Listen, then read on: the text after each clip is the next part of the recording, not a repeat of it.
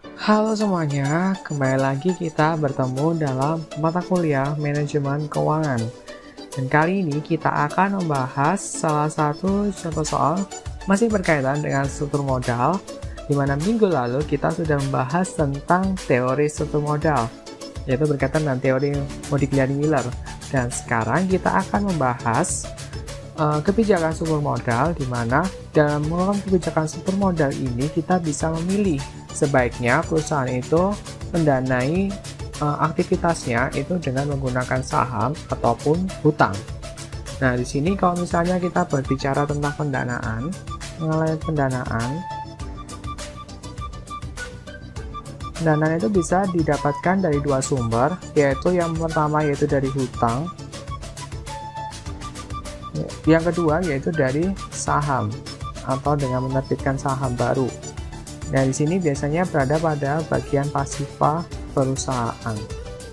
Nah, di sini kita sudah bisa melihat di sini ada sebuah contoh soal. Nah, di sini suatu perusahaan merencanakan ekspansi yang membutuhkan tambahan dana sebesar 300 juta. Dengan adanya ekspansi ini, EBIT diperkirakan 250 juta, di mana saham perusahaan yang beredar 100.000 lembar.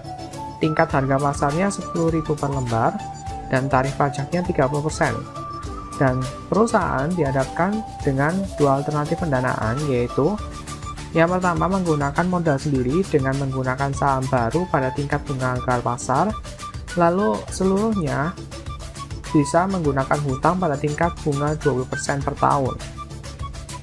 Nah, di sini kita perlu menghitung, yaitu yang pertama alternatif mana yang menghasilkan EPS (earning per share) terbesar, dan yang kedua yaitu dengan menggunakan analisis EBIT EPS, keputusan pendanaan manakah yang sebaiknya diambil. Nah, di sini kita bisa nuliskan dulu apa saja yang diketahui dari soal ini. Jadi bisa diketahui.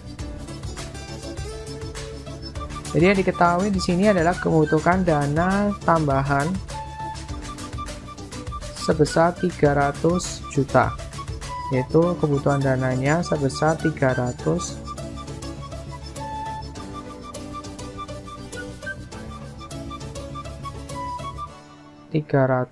juta. Nah, di sini selanjutnya dengan adanya ekspansi, maka perusahaan EBIT-nya diperkirakan 250 juta. EBIT-nya yaitu 250 juta. Lalu di sini selanjutnya adalah di mana perusahaan yang beredar yaitu 100.000 lembar. Di sini ya, saham yang beredarnya adalah 100.000 lembar. Jumlah sahamnya yaitu 100.000 lembar. Lalu berikutnya tingkat harga pasar. Di sini ada 10.000 lembar. Harga sahamnya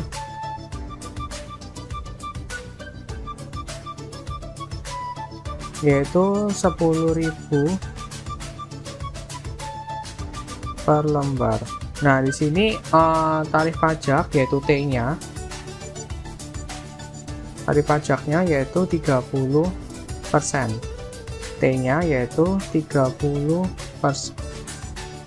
Nah, di sini kalau misalnya kita sudah ketahui apa aja yang dibutuhkan, apa yang diketahui dalam soal, lalu yang berikutnya di sini kita bisa mulai menghitung jumlah saham baru yang diedarkan, yang harus diedarkan. Jadi kan di sini karena ada dua alternatif ya. Yang pertama yaitu dengan menggunakan saham, yang pertama menggunakan saham modal sendiri itu yaitu saham, menerbitkan saham baru. Lalu yang kedua dengan menggunakan hutang. Nah, di sini kita bisa hitung dulu untuk jumlah saham barunya. Jumlah saham untuk alternatif pertama ya ini. Karena di sini pada alternatif pertama itu menggunakan saham, menerbitkan saham baru. Nah, di sini dengan yang bisa kita cari untuk jumlah saham barunya adalah jumlah saham yang lama berapa. Di sini kita bisa lihat di sini jumlah saham yang lama yaitu 100.000 lembar. ditambah dengan jumlah saham barunya, yaitu dari kebutuhan dananya, yaitu 300 juta, 300 juta dibagi dengan harga sahamnya. Di sini harga sahamnya yaitu 10.000. Maka kita coret aja. Lalu ini bisa coret. Maka di sini 100.000 ditambahkan dengan 30.000. Maka hasilnya adalah 130.000. Oke, di sini kita sudah menemukan untuk jumlah saham baru. Jumlah saham baru yang untuk alternatif pertama di sini kita bisa temukan adalah 130.000. Nah, selanjutnya kita bisa mencari yang A. Nah, di sini A ini adalah kita mencari untuk manakah yang menghasilkan EPS terbesar. Nah, kita bisa, sini ada keterangan.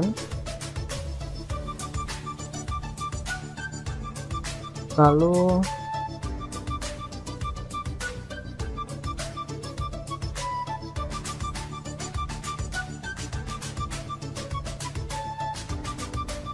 nah, ini kita ada alternatif yang pertama. Alternatif pertamanya yaitu saham, dengan menggunakan saham. Di sini ada alternatif kedua yaitu hutang, dengan menggunakan hutang. Nah, di sini untuk yang pertama, di sini kita adalah mencari seperti laporan laba rugi. Nah, laporan laba rugi tapi dimulai dengan EBIT. Jadi kan untuk penjualan dan sampai ke bagian sebelum EBIT itu kan kita tidak perlu mencarinya dulu, tapi di sini yang perlu kita ketahui adalah mencari EPS. Bagaimana cari EPS? Pasti kita harus mencari terlebih dahulu laba bersihnya. Itu di sini dengan mencari laba bersih dulu. Nah, di sini untuk mencari laba bersih, maka kita perlu membuat laporan laba rugi. Tapi tidak sampai pada penjualan dan lain sebagainya ya, sampai dari kita akan mulai dari EBIT terlebih dahulu. EBIT, mulai dari EBIT, di mana EBIT-nya di sini di soalnya adalah 250 juta. Berarti ini 250 juta. Ini juga 250 juta. Lalu selanjutnya, setelah dikurangi EBIT, setelah kita ketahui EBIT, lalu dikurangi dengan, ini adalah earning before interest and tax, berarti dikurangi dengan bunganya. Bunganya yaitu 20%.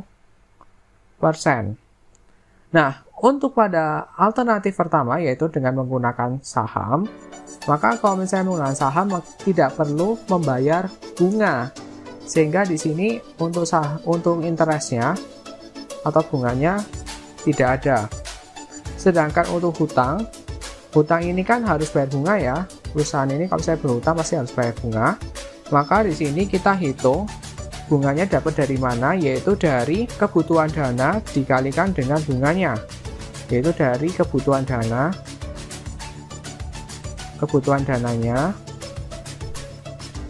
dikali dengan bunganya I.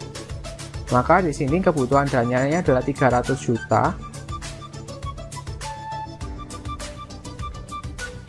Dikalikan dengan I-nya yaitu 20%, yaitu 0,2. Maka hasilnya adalah 60 juta. Oke, selanjutnya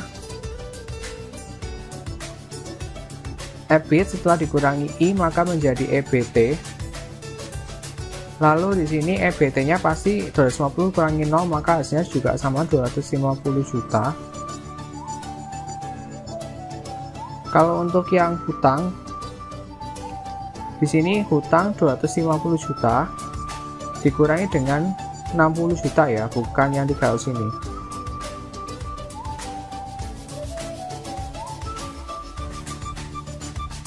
Oke, di sini 250 juta kurangi 60 juta, maka hasilnya adalah 190 juta. Oke, selanjutnya di sini setelah dikurangi EBT, Maka EBT untuk menjadi EAT, yaitu earning after tax atau laba bersih, maka kita harus kurangi dulu dengan pajaknya, di mana pajaknya di sini 30%. Berarti di sini kalau untuk pajaknya berarti 250 juta kali 0,3 atau 30%, maka hasilnya adalah 75 juta. Sedangkan untuk yang alternatif 2 yang hutang berarti 190 juta dikali dengan 0,3, maka hasilnya adalah 57 juta. Oke, selanjutnya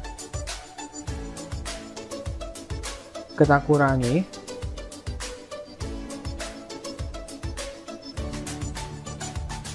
Nah, di sini adalah setelah dikurangi pajak menjadi EAT. EAT-nya berarti 250 dikurangi dengan 75 juta, maka hasilnya adalah 175 juta. Sedangkan ini 190 juta dikurangi dengan 57 juta, maka hasilnya adalah 133 juta. Nah, untuk selanjutnya kita sudah menemukan laba bersih. Nah, untuk menemukan EPS, maka laba bersih harus dibagi dengan jumlah saham. Maka di sini kita harus bagi dengan jumlah sahamnya. Jumlah sahamnya di sini untuk yang saham, untuk yang alternatif pertama adalah 130.000, kan ada perubahan ya. Di sini kan ada perubahan karena menggunakan saham, menerbitkan saham. Ini kita bagi. Sedangkan untuk yang hutang, di sini jumlah sahamnya tetap pakai yang awal yaitu 100.000. Maka hasilnya adalah EPS-nya berarti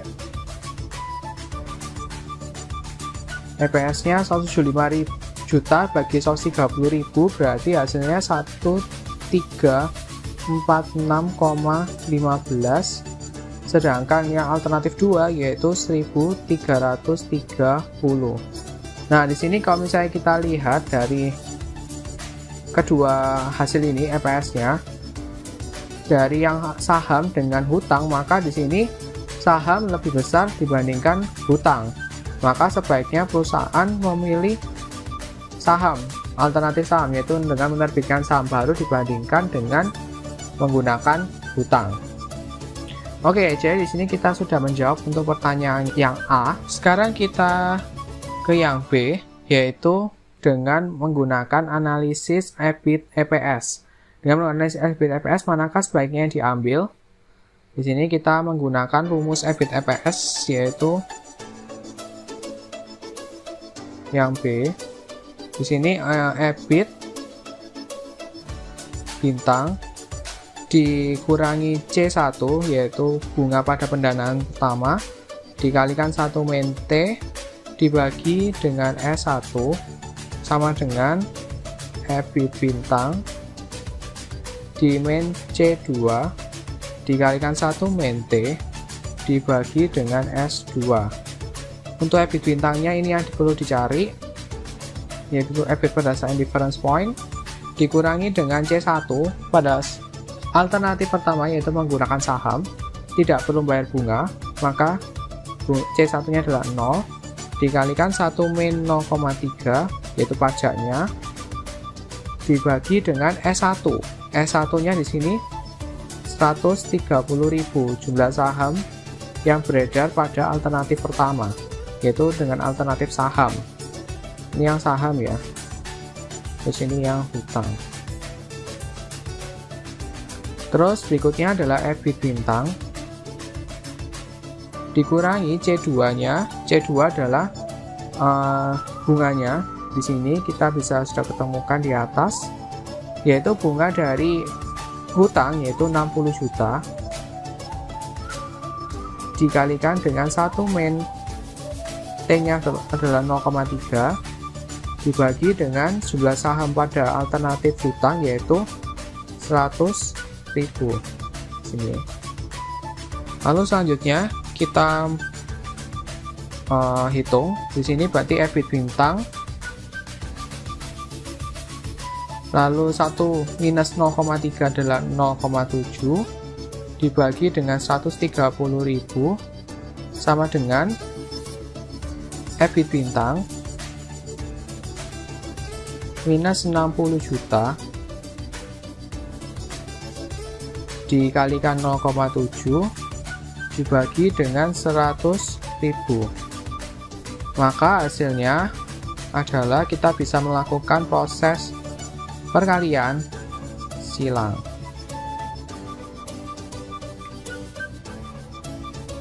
Oke, di sini jika kita melakukan proses perkalian silang, maka untuk ini bagian sini adalah EBIT bintang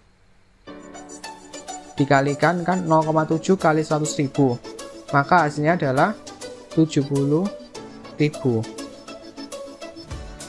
Lalu sama dengan EBIT bintang dikurangi 60 juta lalu kali 0,7 kali 130.000, maka sini adalah 70.000 EBIT bintang sama dengan, ya ini berarti hasilnya, ini hasilnya adalah 91.000, maka di sini bisa kita kalikan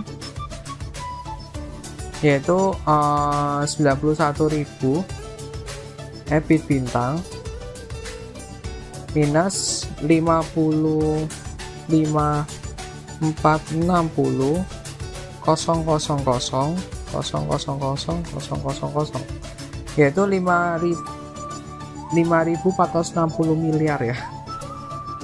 Dan di sini kita sudah ada 2 EBIT bintang, bisa kita jadikan satu, yaitu minus 91.000 EBIT bintang ditambahkan 70.000 EBIT bintang sama dengan minus 5460 0-nya 9. Maka di sini hasilnya adalah minus 21.000 EBIT bintang sama dengan minus 5460 0,00. Maka hasilnya EBIT bintangnya kita bisa melakukan pindah ruas ya. Kalau misalnya pindah ruas di sini berarti dengan dibagi, yaitu minus 5460 miliar dibagi dengan minus 21.000. Ini kita bisa coret, maka hasilnya adalah 260 juta. Oke, di sini kita sudah menemukan untuk EBIT bintang. EBIT bintangnya adalah 260 juta. Dan kita bisa lihat untuk EBIT di awalnya kita bandingkan dengan EBIT bintang ya. EBIT bintang atau EBIT berdasarkan difference point, di mana EBIT saat difference point adalah 260 juta. Lalu EBIT pada saat EBIT awalnya adalah 250 juta. 250 juta. Di sini kita bisa lihat untuk hasil dari keduanya ini. Untuk yang EBIT bintang ternyata lebih besar dibandingkan dengan EBIT yang awal. Jadi di sini EBIT pada saat difference point lebih besar. Kalau misalnya EBIT lebih EBIT pada difference point lebih besar dibandingkan dengan EBIT pada awal, maka di sini sebaiknya menggunakan modal sendiri atau menerbitkan saham. Oke, jadi di sini untuk dengan menggunakan dua cara. Di sini yang pertama yaitu dengan menghitung EPS, maka kesimpulannya yaitu juga sama, yaitu menerbitkan saham, karena di sini menghasilkan EPS yang lebih tinggi dibandingkan dengan menggunakan hutang. Sedangkan untuk yang alternatif kedua yaitu dengan menggunakan indifference point, hasilnya juga sama, yaitu EBIT-nya lebih kecil dari EBIT awal, lebih kecil dibandingkan dengan EBIT pada saat difference point. Maka di sini hasilnya adalah menggunakan modal sendiri. Oke, sampai sini dulu aja untuk penjelasan tentang EBIT dan bagaimana cara menentukan alternatif pendanaan. Dan semoga video kali ini bisa bermanfaat buat kita semua. Oke, sampai sini dulu aja. Terima kasih atas perhatiannya dan sampai jumpa. Bye-bye.